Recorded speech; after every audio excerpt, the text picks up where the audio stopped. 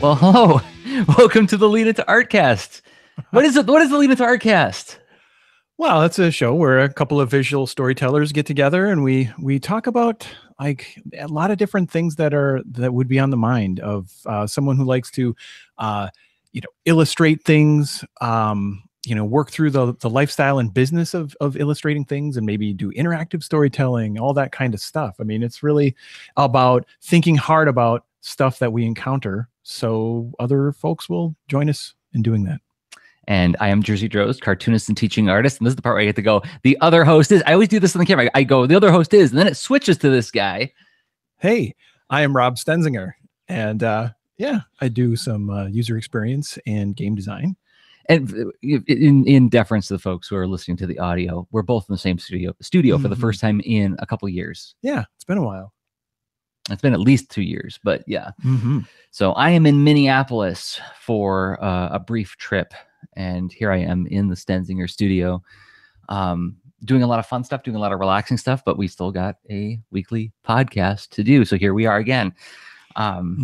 It's a fun and rare opportunity. So yeah, we might be a little experimental with how we approach this show today, right? Yeah, we're going to play around. We're going to play around a little bit. So do you want to kick off at the topic Well, we got a couple different things we're going to talk about, I think. Well, yeah, so this is kind of a double topic episode. A lot of times we'll take one topic, we'll look at it like in the hands-on, the detail, and in the practice of it, but then we take another look at it in the theory. And this is more of a, hey, let's look at a couple different things that were really on our minds recently.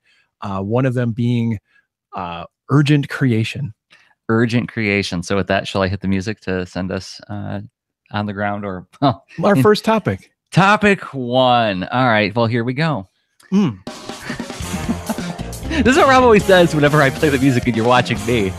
He's actually doing this. I can go nuts when Jerzy isn't here. I'd punch him if I was dancing like I normally do, though. So, all right.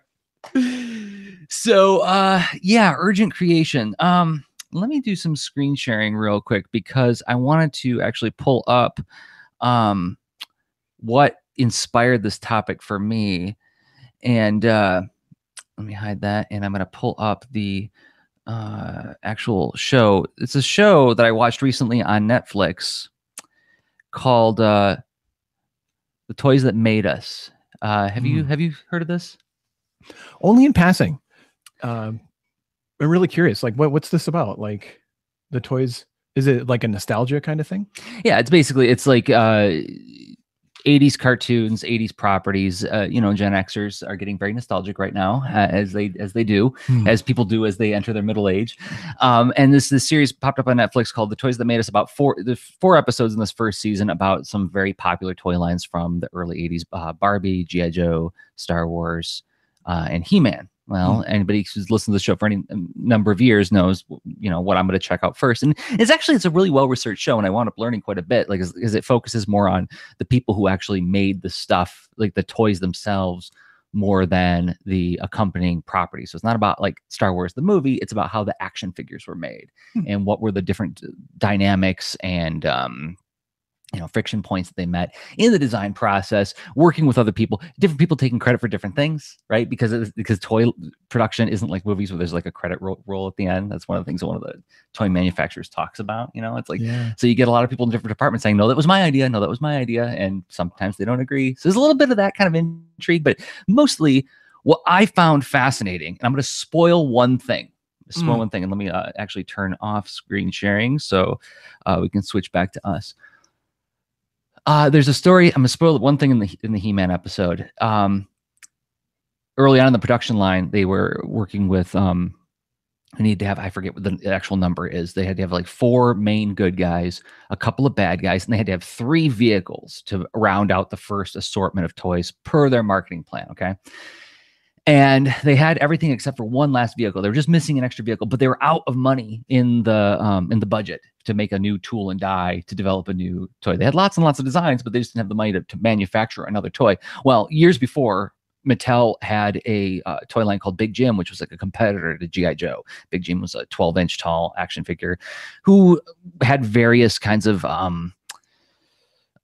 play sets and vehicles and adventure settings. So he could be like an animal trainer, he could be a spelunker, he could be a deep sea diver, all sorts of things. And there was one set that came with a tiger for a 12-inch figure. And so there, one of the guys in the marketing department looks at all these old tools and dies of different things. He's like, well, why don't we just make that tiger? Let's put the tiger in the He-Man line. And one of the guys in the production department said, but the tiger's scaled for a 12-inch figure. If you put him next to He-Man, he's gonna be the size of a horse.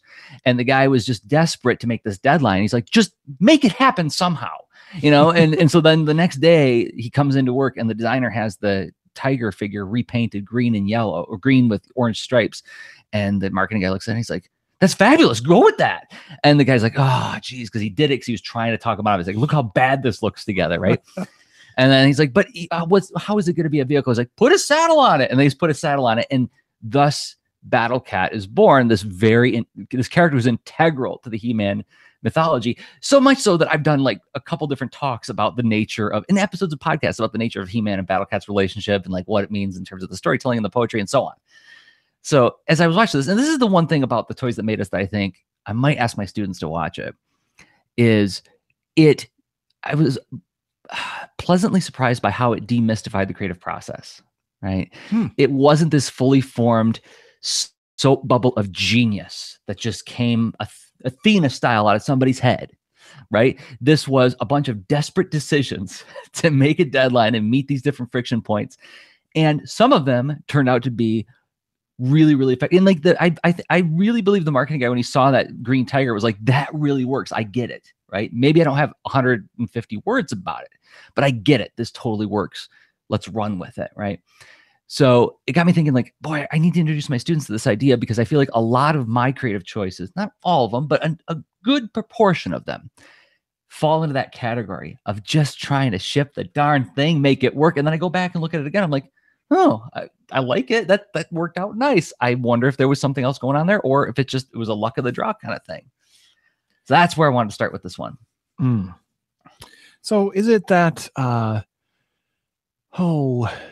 so it worked out where, is it like trying to avoid protecting yourself from failing and getting caught up in like the extra steps that could seem, it could seem superfluous. It's funny because I see a double-edgedness to the topic, where you could say, well, intentionality and design and having evidence to base decisions on, it's not important. You just go, well, don't try, kids. Phone it in. Have a good story, and you're good. It's the ultimate. You're either going to do it or you're not going to do it. And if you do it, then survivor bias. You won. You must have been a genius. And if you fail, then you weren't cut out for it, right? Fate. You were the chosen one. The chosen one. It's just a different creativity myth. Let me pull up a tweet, and I won't pull it up on screen. I'll just read it, because this is, I think, also ties into this a little bit. And this is by Claire Hummel at Shumla on Twitter. And thanks to Tony Cliff, Tango Charlie, Delilah Dirk, and the Turkish Lieutenant, DelilahDirk.com, for bringing this to my attention by retweeting it into his feed. I'd love to dismantle the popular sentiment in concept art that, quote, "we did over 100 designs before we settled on this one," unquote, somehow proves that a final design is innately better, more thoughtful. I think that describes some of the tension that I'm trying to explore with this, right? Is like, language I use in my classroom is, I tell my students, when I'm sketching, I'm drawing all the wrong lines to find the right line. Or I'll say, maybe your first idea is your best idea, but you don't know that for sure until you've gone back and done like a bunch of other tests, right? And then that verifies, yep, my gut instinct was right. But you can run on that gut instinct, but you don't know 100% for sure until you've tested that idea, right? Well, and even then, it's like there's a lot of rationalization and a lot of storytelling you can use on all sides. You can try to create a defense that is credible and appealing for research and stages of production, stages that may include design and research or analysis and things that they can totally have a feeling and an appearance of credibility, but yet maybe not deal this useful things you can act upon in the end. And so maybe they aren't that valuable always, right? But then there's the trade-off of the flying by your gut and only going by like urgency, that it can lead to like this narrowness where it's like, I didn't challenge myself. I didn't break out of my own biases, my bubbles, and my assumptions. And then did I like, so if I succeed, I don't know, how do I feel about that? And I don't know I don't mean to just, I'm painting us as an impasse in both. I broke both bridges. I was like, we got to the middle of the argument and I'm like, blow it up, shrug, because but it's tough. I mean, obviously I have biases personally toward the realm of like having some kind of lightweight design. Don't get paralyzed in a myth that I've encountered before too, which is near infinite analysis on problems. Like teams that have a lot of resources can go on for months and years without actually putting a lot or anything in the hands of like someone who they're theoretically trying to serve. Right. So, you know, there's a third branch of the bridge also blew up, right? Like, how do you get out of here? How do you forge a path across these different ambiguous options? Pardon me, I'm getting a scratch in my throat. No worries. I think that's the main point of this, is to just look at all different branches of it, because I think the reason that people rebel against these ideas, like for instance, that tweet that I was reading, is because, pardon me, it's very appealing and compelling to think of a single approach, analysis, umbrella statement as being the answer, right? Mm-hmm. My art professor told me this. I tried it. It worked. Wow, that must be it, right? Or what if today you're the professor and you have the most convincing answer in the room? Absolutely. And so is that correct? Right. And in my experience, it's been a combination of all those different things at different times for different reasons. Yeah. I do not know what happened in the last minute or so, but I think I touched your heart deeply, and and I'm honored, but so, but I mean, there must be examples in software design of something that you did out of sheer desperation, where you're just like, put a hat on it, and it just afterwards it worked. Is there an example of that? Yeah, I mean, sometimes it's trying a thing, like you have heuristics that help you get through a design, get through starting, get something out in the world to try to test. And I've had it where I thought, well, in the earlier times of my career, I really was following the avoid as, make things as shallow. If you have a tree of options, imagine like an app and different screens and different features on screens is sort of like a branching forks in the road, and when the road forks again wherever there's these different choices. And I thought, like, well, the flatter that tree, the better, right? Because of these different heuristics that I found they were useful, and because I believe them, and I got a design done. And then, but in testing, I would notice, well, sometimes that's too much to choose from if you're putting it too soon.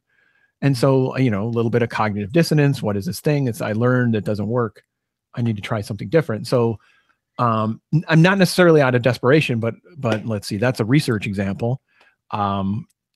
Discovering like, oh, I had a wrong assumption, but like the desperation is just having something that I think is not in a ready state and then saying, and being pushed for a release date that I think is way too soon. Mm-hmm. Right. Mm-hmm. And, that's just very mixed results. Sometimes to no problem.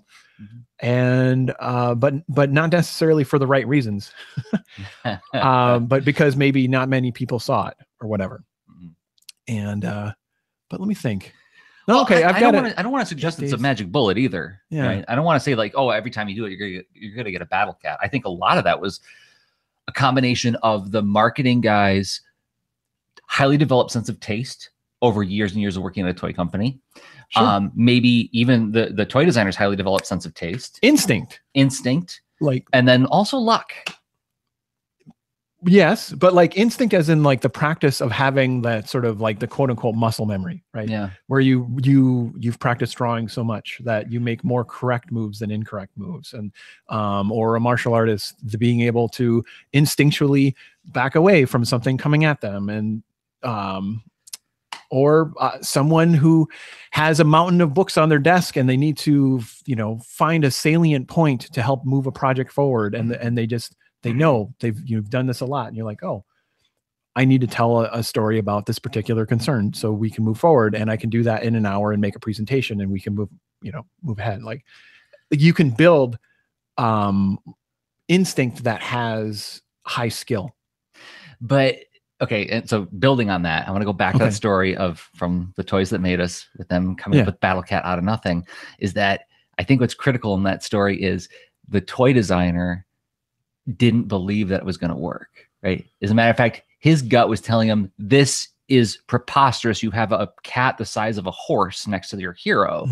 And then the guy says, put a saddle on it, and boom, it's a character. I've noticed that as let's assume that I have some level of skill over years and years of doing this. I noticed that a lot of my gun instinct ideas, I don't trust them as much. So I'm like, surely somebody else has thought of this if I thought of this, right? This can't be a brilliant idea because it didn't happen without like a lot of effort. So I have to keep trying, right? So there's sometimes you don't trust that instinct too, right? It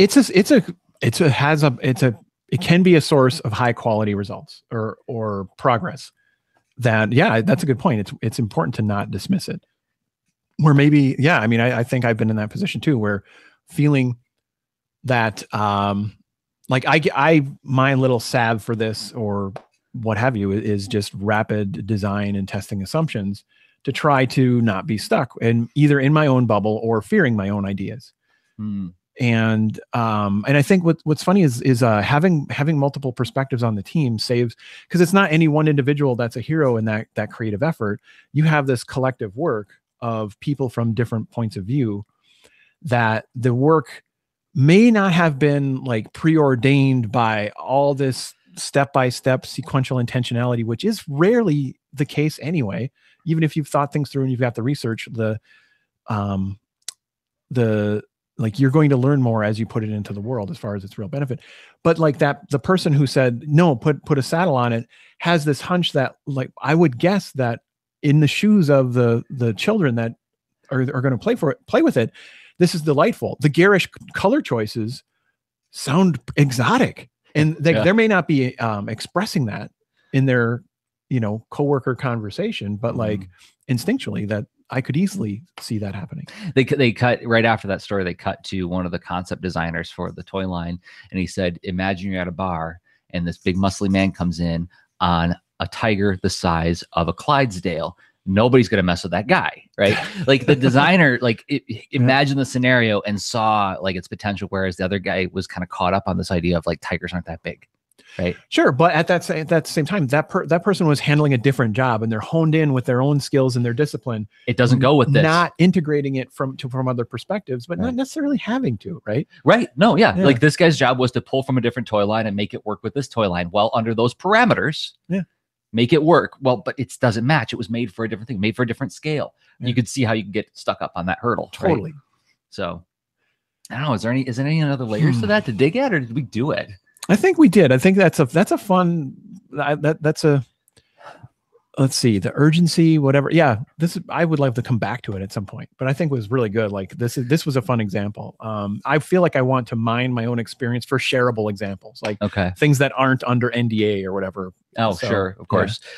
Yeah. And we've been like kind of chumming around and having a lot of fun rather than sitting around talking about like what we're going to do on the show. We did spend some time on it today, but like, we didn't sit down and like really have like a thoughtful, like a multi-hour discussion on what experiences tie into this. It just kind of came up in conversation as me saying, I like the show.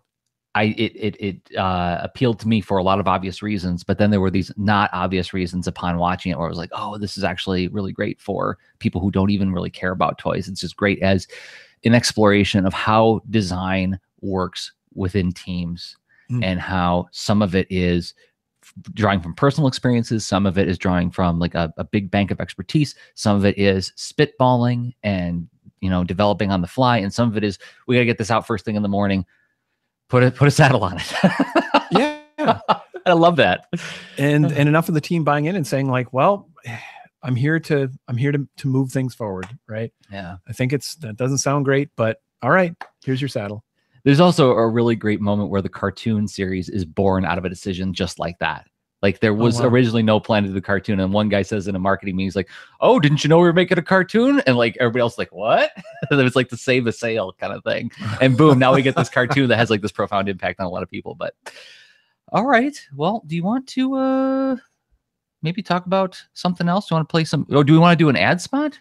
Well, I think it's a natural thing that we'll do an ad spot and then we'll continue with our next topic. And we're going to, do a bit of thinking about stuff we've started to talk about in how we are planning to, I don't know, do some new stuff with Lean Into Art in 2018. And some of it, it could be put a saddle on it, honestly. So let's see what we figure out.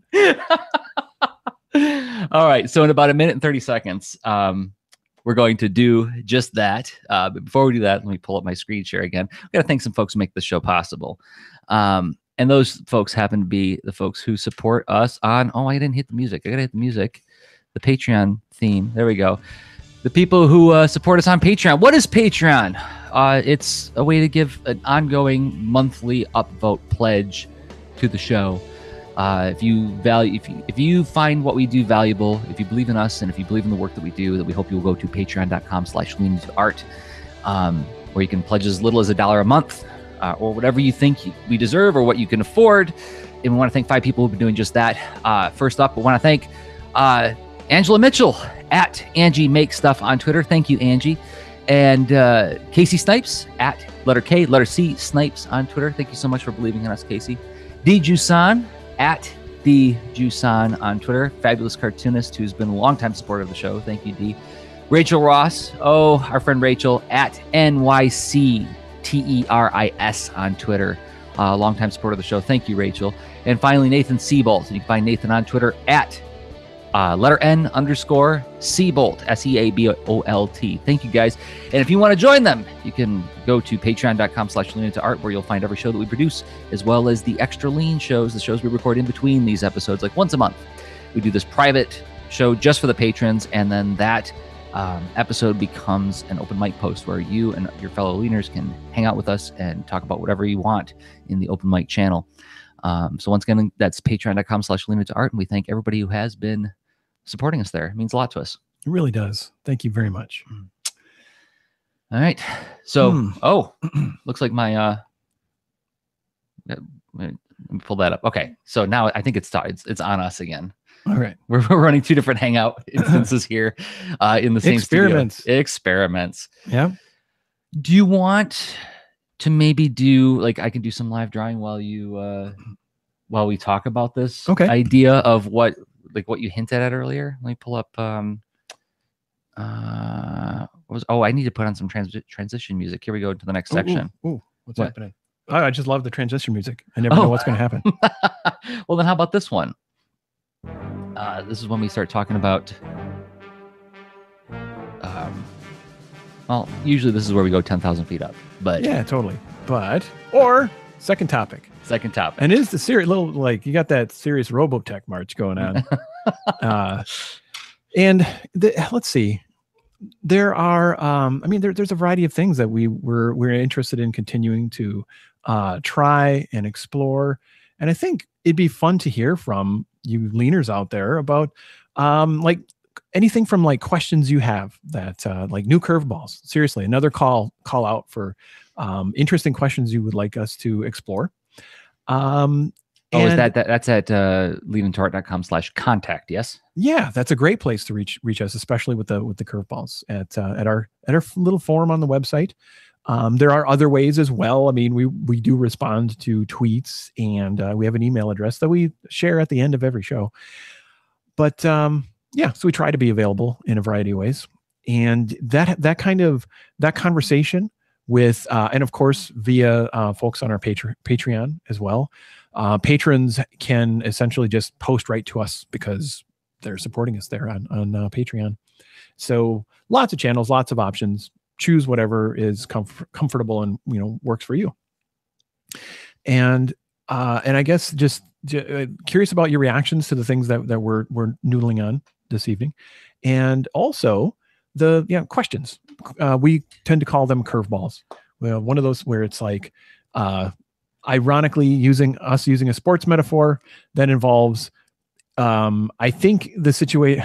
Allow me to over-explain a metaphor that I'm not an expert at all, but like, some questions come at you. They're pretty straightforward and maybe easier to make connection with, but then some of them are just they're flying. They have a lot of mysterious angles to them, and those are extra fun to dig through. Because here we are at 218 episodes of our main show. We a bit of evidence that we'd like to do this kind of thing. So before I continue on, I see you're doing some doodling. And what am I seeing here? I'm drawing 2 pizza guys. Oh, interesting. Is it okay that I'm doing pizza guys? That's fine. Are you sure? Yeah, totally. All right. I happen to know someone working on a project that relates to 2 different pizzas who happen to know martial arts and I forget what their weapons are. That's work in progress. They have a variety of weapons because in their world, sometimes you can choose your own ingredients. They're not always chosen for you. So, all right, yeah, but typically it's nunchucks and bow staffs. Good old old open-handed. I can't do nunchucks for the happy pizza because that's too obvious. So.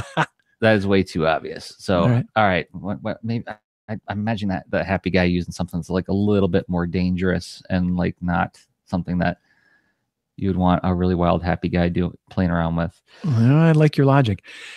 And and so what's funny is the tricks that the circumstance talking about earlier in the episode. You can think about trying to do this to yourself on your own projects of like, well, is there a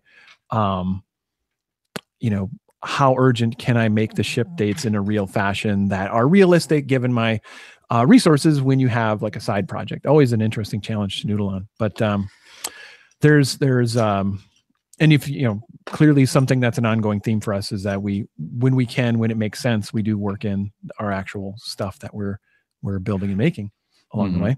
I don't think that'll change. No. But like one thing we've talked about for a while is the sort of mascot, right? Yes. Yeah. Yeah.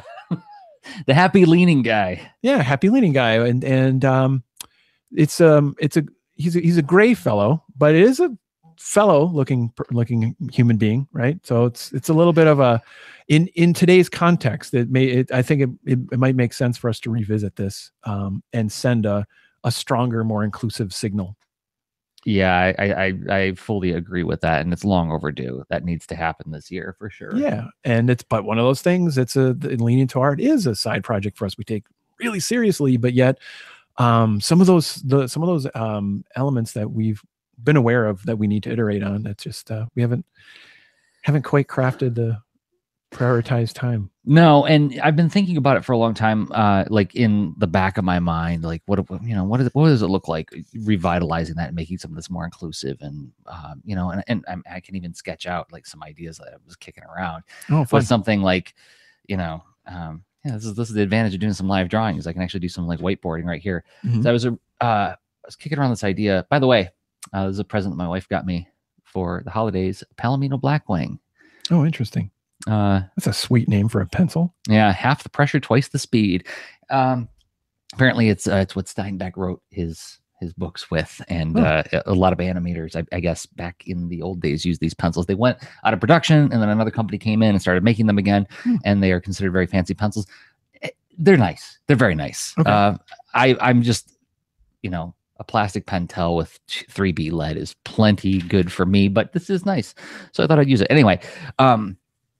But yeah, I was thinking like for a while, like digging into my toolbox of the sprightly kind of cheerful kind of thing. Like, but then this was getting more, and I was imagining different shapes, right? Like thinking about design principles. So it'd be like a circle character, a triangle character, that kind of thing, or something with those kind of motifs in there, right? Yeah. But concepts we've talked about a lot as far as like, well, what's a friendly shape and what shape looks like potentially more dangerous, and like a lot of concerns, shape, size, line, color that artists face all the time. Right. But then like this started to look a little bit like the Johnny DC character from DC Comics from a few years back. The reinvention of the Johnny DC character. And I couldn't not see that when I started working with this kind of art style. So I was like, well, I don't know about that. Inside joke. We've been saying that a lot this week because Rob caught me being old guy shaking my head looking out the window. I don't know about that, but so yeah, I'm not sold on it, and also I get nervous about something that's that youthful looking. Oh sure, well.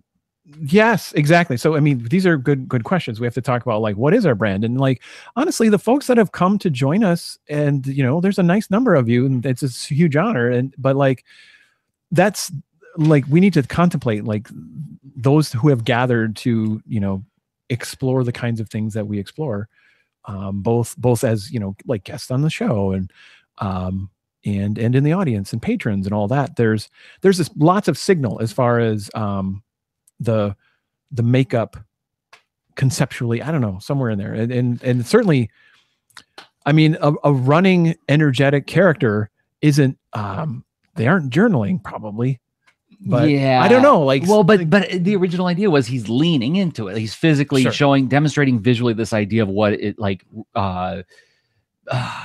conceptually we're talking about of having this very assertive stance toward the difficulties in thinking about art from the start. And some of our early designs actually had a plant. Like I think you came up with the metaphor of like a plant leaning towards the sun, leaning towards its nourishment, which we did some sketches of that, but it just it didn't really connect with us. Well, yeah, well, exactly, because it sure conveyed garden show. And so not exactly the brand we're going for. I honestly, if we have gardeners that listen to Lean Into Art, super awesome. But I don't know. But that's incidental to what we're trying to talk about. Yeah. Right? Okay. So let me ask you, how do you begin to unpack and unbox? What do you think are some strategies we might have to start looking at in order to figure out how do we visually represent what the show is about? I think about it as distilling a simple story down into symbols.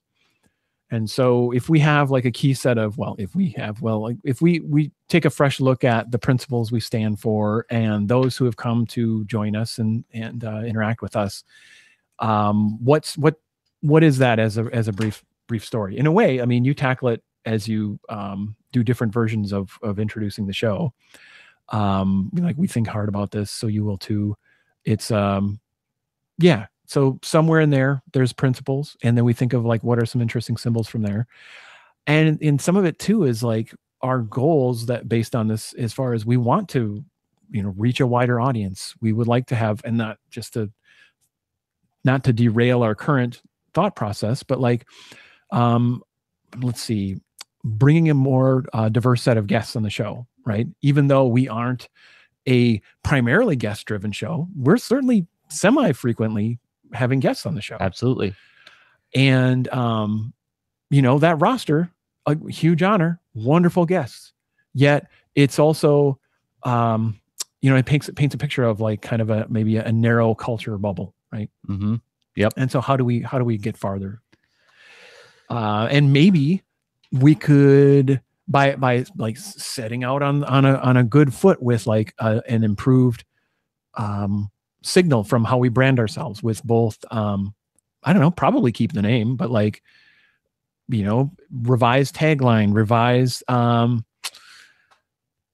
you know, little social signal things, maybe title cards, whatever. But of course the big the anchor thing in our brand is that leaning guy.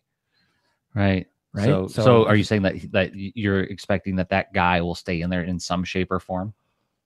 No, it's just like whatever something has to fill that job and help us with sending that signal. What was that noise? I miscommunicated. Oh my God, everybody, hard. he is a robot. I just heard it. I almost broke his programming. Sure. Exactly. Let's see. What do you say? I always tell the truth. I am lying. Right. Oh, no. Oh, that was the Harvey Mudd episode of Star Trek, the original series. I'm Mudd. Anyway. So yeah, it's just that, I mean, that's what I was hoping we could do in this section. Well, last episode we did an episode talking about planning for the future. Okay, now that we're in the planning stage, like, what does that look like? And then also, what kind of strategies do we anticipate that we will have to examine and employ in order to properly address this? Because it's not just going to be, when you're talking about this kind of updating of a project, of its visual characteristics, and then also some of its like fundamental characteristics. Yeah. You ain't putting a saddle on that. That's not something where you're doing it's that, not right? a saddle. Well, I mean, I don't know. Ransack your sketchbook. I'll ransack mine. Maybe we got a battle cat in there, but like, yeah, I don't think the flower is a battle cat. No, for sure. But so that's okay. So we think about like the story that we represent and what does it boil down to? There's different exercises that can help for this sort of design. Is you could think about what are the ideal reactions you would like to hear from your audience.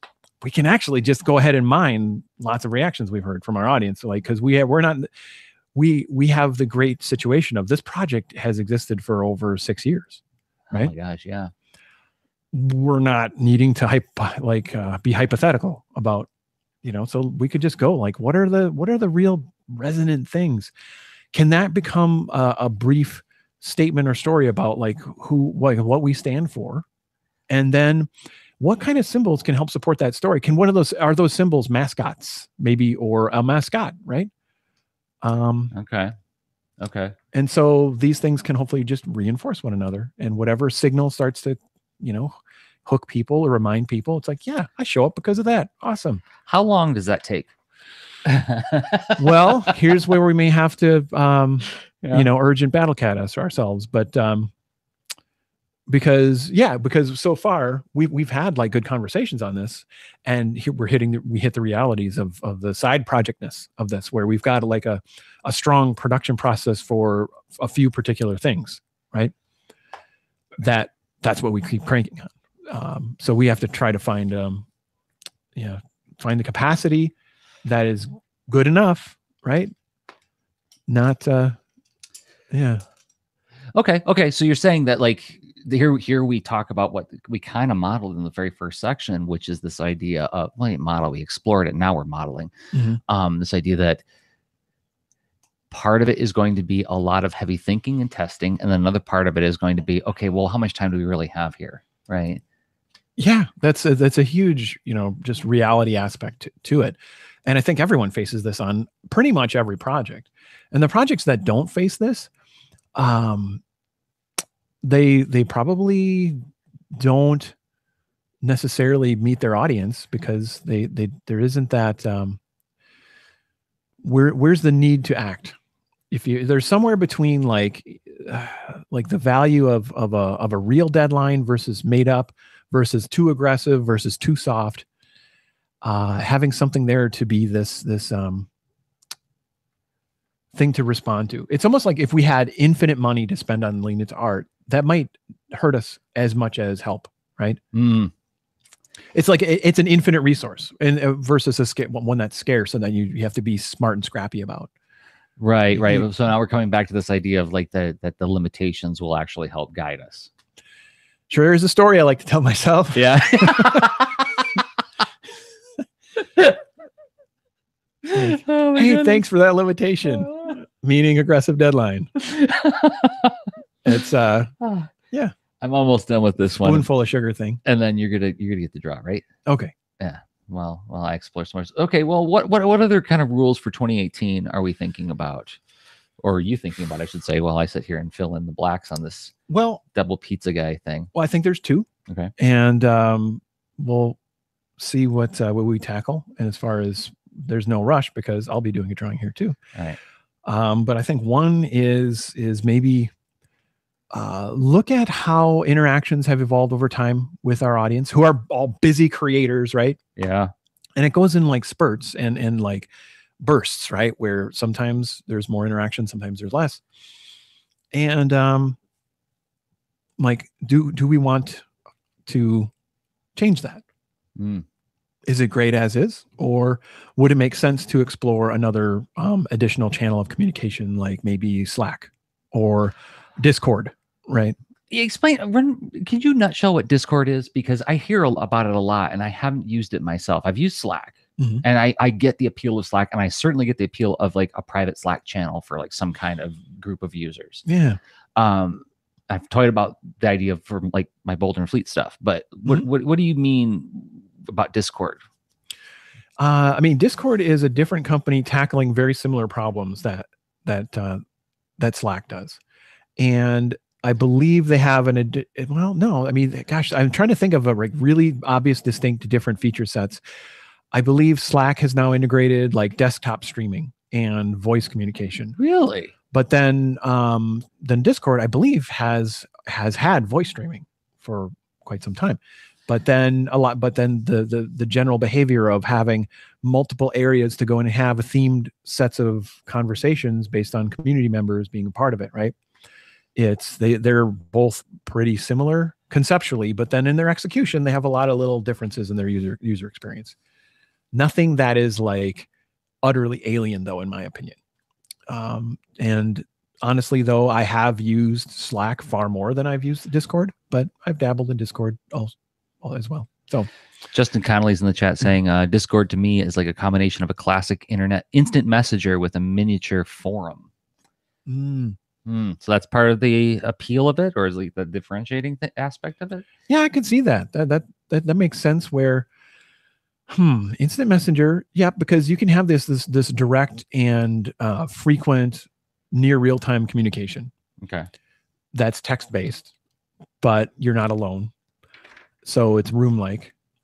And then Slack is awfully similar. So anyway, would that be interesting? Because the kinds of things you can exchange too are like, you could be posting drawings and whatnot, and even other types of art, right? Like a PDF. Maybe you did a mind map and you want people to react to it and whatever. Anyway, like that kind of thing, which we had years ago when we had a forum when we started Lean Into Art. Did we? Yeah. Oh my gosh, it's been so long. It's been a long time. Like we've gone through lots of experiments over the years. That might be an interesting episode. Yeah. I would like to go back and dig through all the experimentation that we had done. Okay, so do we want to go through? How about we do one more break and then we can cover one more of these while you draw. Sold. All right. So let me switch to the Rob cam. So okay, I'm gonna pull this up. You can get started, and then on a drawing of some sort. There's pizza guys, and then I'm going to pull up our our second break. Right? How about that? Because we have to thank some other people who make this show possible, and those people happen to be you and me, Rob. Hey, we make stuff, we talk about stuff, and let me start sharing about some stuff. Oh my goodness. How about I pull up the stuff? There we go. And let me actually pull up the music for the stuff. So this is the problem with doing the show together with I'm only working on one machine, one computer here. Okay, here we go. So, we talk about stuff and we make stuff, and the comic, I introduced myself as a cartoonist and teaching artist, and a comic that I make that I hope you'll check out today if you haven't already is Boulder and Fleet at boulderandfleet.com. What is it about? It's about two best friends who go on adventures together. One of them is a bear, one of them is a bird. The bird, she wants to be the most famous and successful adventurer of all time. She's tired of working for small gigs, working on spec, working for unreliable clients. We all know what that's like, right? So she wants to be working a bigger arena in a bigger pond. And so she's teamed up with this very powerful bear. Surely he will be the person to help me become the most successful adventurer of all time. Well, there's a problem. He's kind of a pacifist. He doesn't like to, it's like, oh, go slay the dragon in the next town. Well, I don't want to slay the dragon. Can I find another way to solve the problem?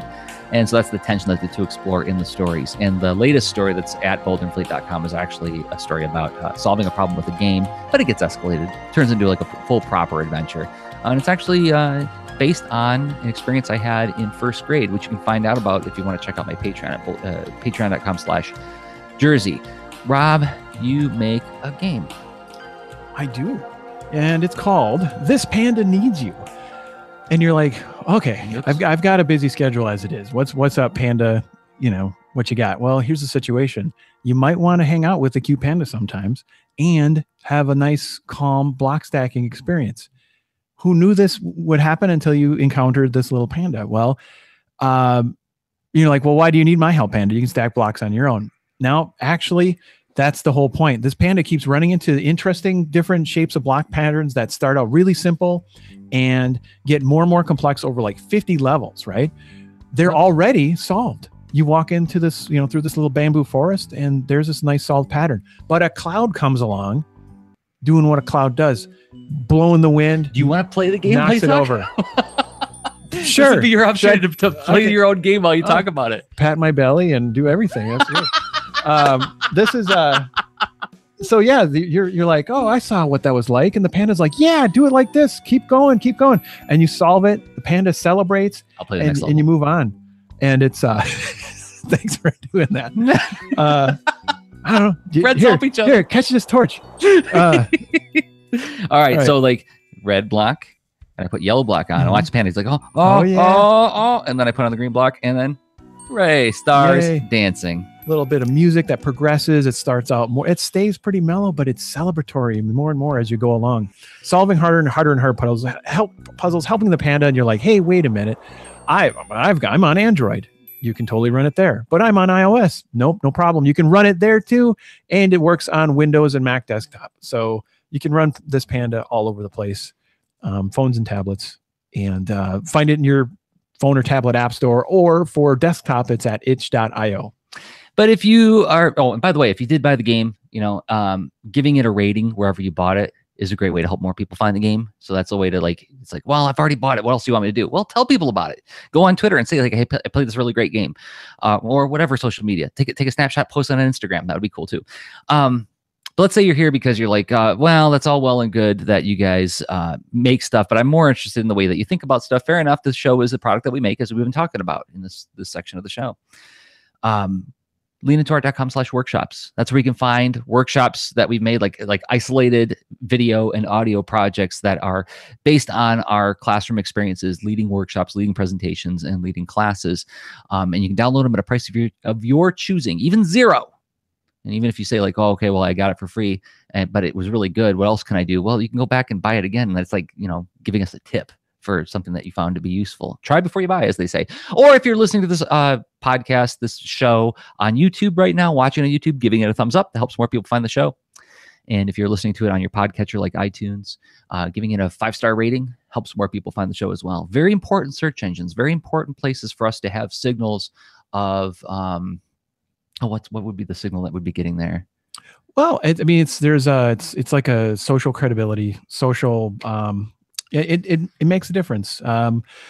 It's fun to share stuff that you enjoy and, you know, help others, you know, get into the things you like. So that's, then hopefully we can be some part of that.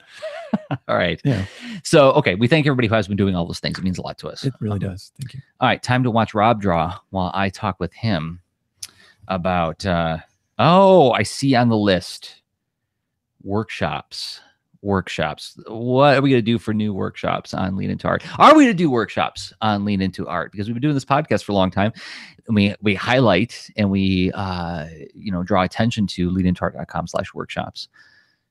Thinking about what products, quote unquote, go along with this weekly signal that we keep sending out, right? Is it going to be books? Is it going to be videos? Is it going to be, so yes, moving forward in 2018, I know that an actual leaner a couple weeks ago in the chat inspired me to say, like, to realize, or their question led me to realize, wait, I'm sitting on a workshop that I've been sitting on for a long time, and I just need to sit down and record it and organize those thoughts into something that's actually useful and transmittable. But it wouldn't take that much effort. And I think going forward, we need to be paying attention to more episodes where it's like, this one was easily the beginning of a workshop. So I mean, we're definitely spitballing potential topics to let's see. I mean, we're educating ourselves. We're seeing like unboxing, like the things that we feel like we understand. Sometimes we do research and whatnot as well, and it's like so many ingredients that when you've made a commitment to, hey, can you come to this place and give a talk on, let's see, having a different sort of career path. We'd be curious to learn about that and like how have you dealt with that? Okay, well, great. Now I need to unbox this. We do this kind of unboxing all the time in the podcast, and honestly get different reactions to the things we test. This is a great trial ground for potential things to say, well, hey, now that showed potential. Let's invest more in it.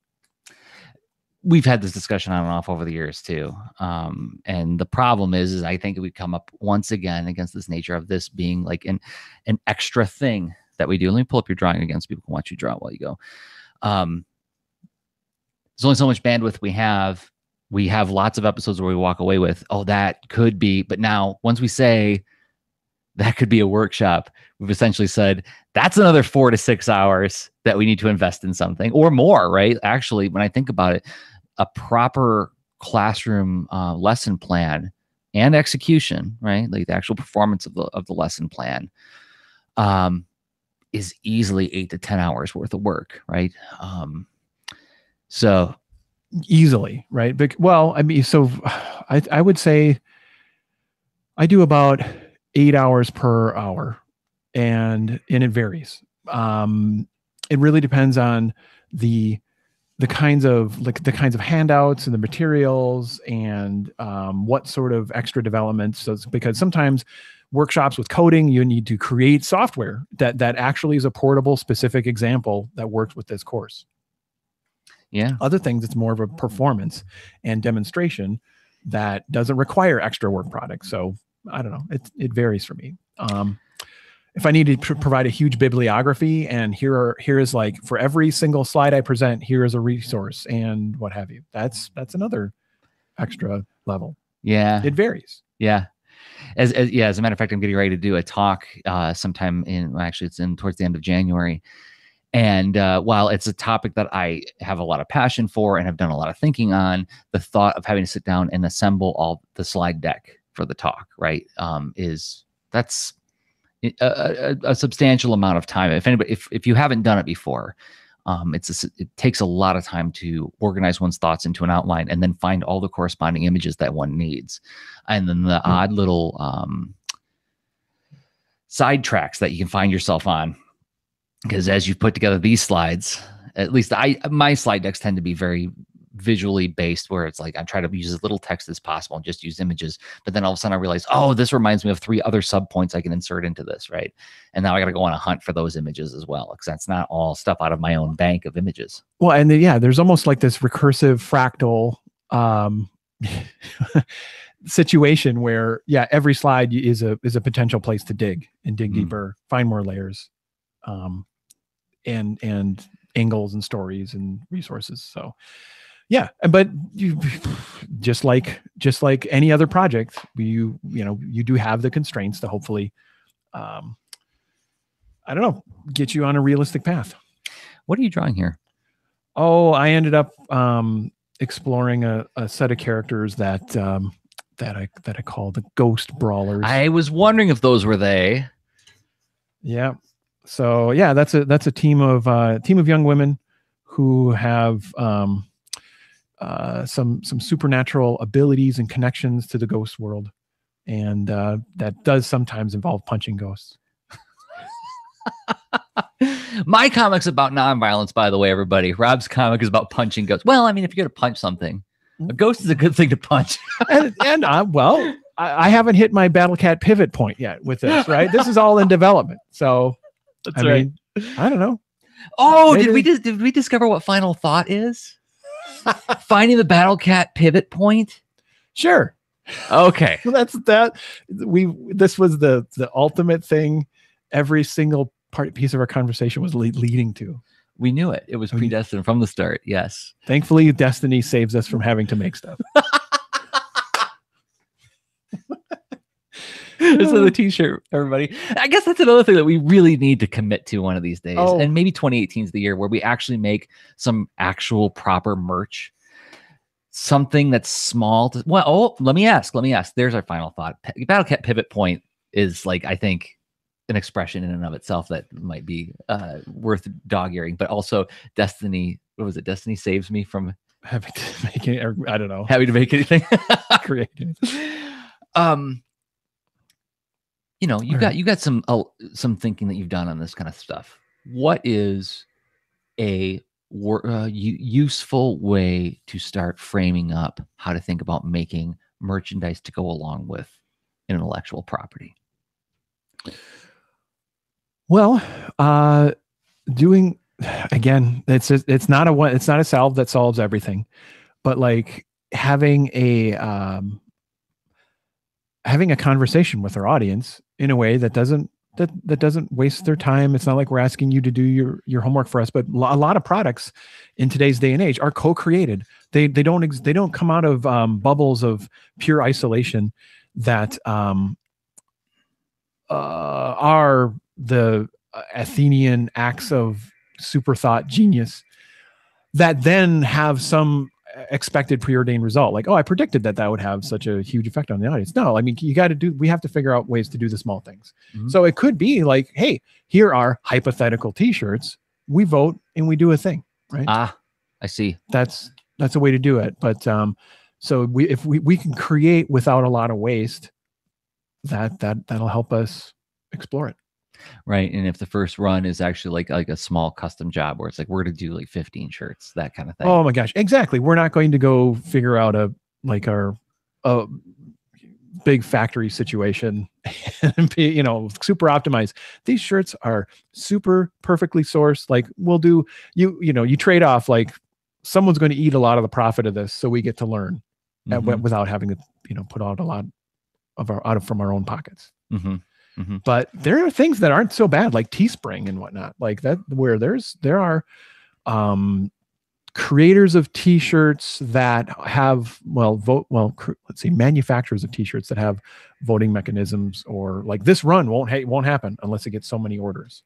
That kind of thing, just built into how they work. Okay, so as the final thought before we close out, because I think we've done a podcast. I think so. All right. What did you just do there as you were exploring those ideas? If you could back up, be a little abstract. Oh. And I'm saying as a way to make this, like, we're both very service driven. We both think about like how to make this of use to somebody. What did you just do as you were exploring the idea of when I said t-shirts? What do we do? To try to find a way to express ideas that let us have confidence of product market fit. So we don't just work in a bubble. We express a thing to our audience that, or for, in the case, if you out there as a leaner, you want to put a product in the world, share it with your audience as a concept, as an ad or a pitch, and then get reactions. From those reactions, don't necessarily jump into an expensive implementation thing, right? So hopefully keep your product simple. If it's not a t-shirt, it's something else that fits and makes sense for you. And like a lot of great options are posters and mini comics and all sorts of stuff, or like for us, digital workshops, what have you. Mm-hmm. You could do, like, if it's a workshop, say you could do a teaser video, a small version, and get the reactions, put it in the world, because that's what you want next is the product market fit. You need signal from those people that you're trying to help. Like, hey, like, sign up, do a thing, pre-order. And that's observable behavior. Like, that's a real signal. That's not coming out of your own or wishes or hypotheses. Yeah. Right. It's something happening with the people you're trying to reach. And that's why, get to there, but hopefully find a path there that isn't, overwrought and expensive. And I think that that's a really great way to close out this thought of moving forward in 2018. All of these things that we want to do, I think we need to put them to the audience. I think maybe even like when we talk about like rebranding the site, putting designs in front of the Patreon subscribers, because those are the people who are really invested in the show, right? They're the ones who like really believe in what we're doing. Okay, here's 4 different designs. What do you guys think, right? What do you people, men and women and everything in between, think about these designs? Do you feel included? Do you feel represented? Do you feel left out? You know? Yes, those are excellent questions. Good. All right. I'm glad. So we should do that. Okay. Rob, thanks so much for having me at your house. It's my pleasure. I'm super honored I'm glad you're here, and it's super awesome to make this with you. I don't know. This has been a fun topic too. It's like, yeah. It's fun talking about it, but I mean, we talk like this all the time whenever we're talking anyway, so it doesn't feel that different to me, but I am curious. I'm going to go back and listen to this one just to hear if it sounds different when we're both in the same room. I'm guessing it does a little bit because we can feed off of each other a little bit more, but I'm not sure. Hope you guys liked it at the very least. All the folks who are listening and watching on YouTube and on the podcast, thanks so much for doing that. So we record the show every week. Happy New Year, everybody, by the way. Totally. Happy New Year. 2018. Here we go. Yep. Here we go. Acting on our goals, figuring stuff out. And we will keep on. Joseph Coco, one more question as we roll out. I feel like you should ask what will entice acquaintances of patrons to ask what Lean Into Art is into. That's an interesting question too. Yeah, that's a cool question. Yeah. So people who, if you are supporting us on Patreon, or if you're subscribed to the show, if you could have that somebody that you know who doesn't know us look at the website and or listen to the first couple minutes of the show and see if they can report to you what a sense of what the project is.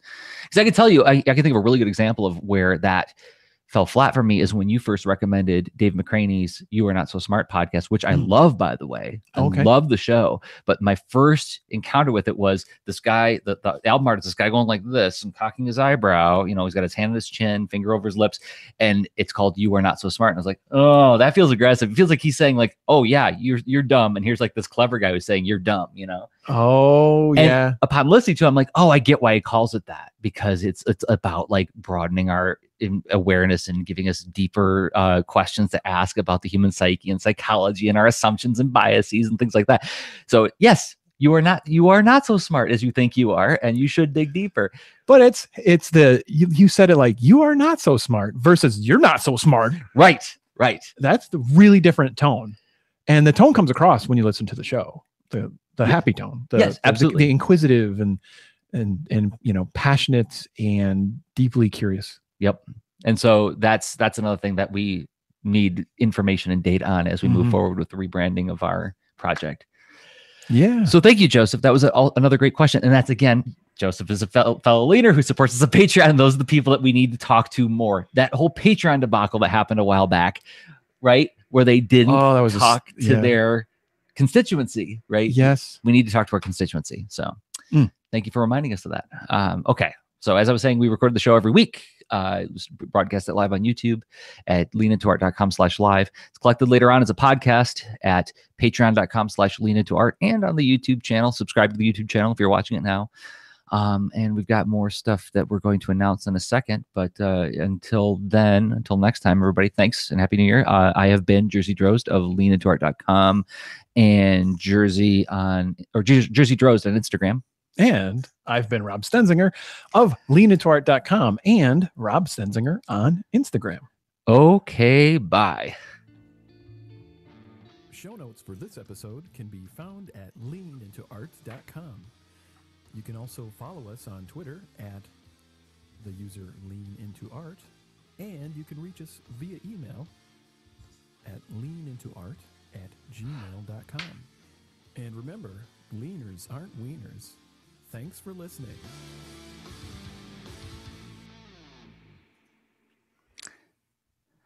Okay, everybody, I'm going to shut off the live stream. Thanks for hanging out with us. Yeah, thank you.